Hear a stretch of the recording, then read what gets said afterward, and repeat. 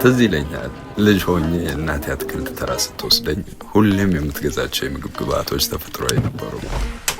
ያን ይመስለኛል የአሁኑ የሼፍነት ህይወቴ መንገድ የጀመረው። ሁሌም ተፈጥሯዊና ጤናማ ከሆኑ የምግብ ንጥረ ነገሮች የተሰራ ጥሩ ጣዕም ያለው ምግብ ማዘጋጀትም ሆነ መመገብ ያስደስተኛል።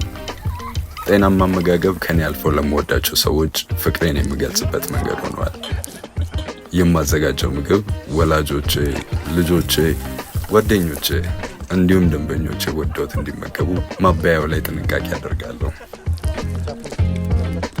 ከንጹህ ንጥረ ነገሮች የተሰሩ ሙቀትና ቅዝቃዜ ያልተፈራረቀባቸው ግብአቶች ማግኘት ሁልጊዜ ስጋቴ ነበር።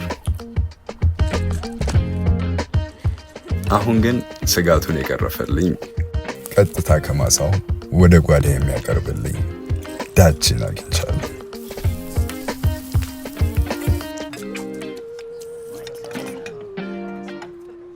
ዳቺ የጤና ያጋ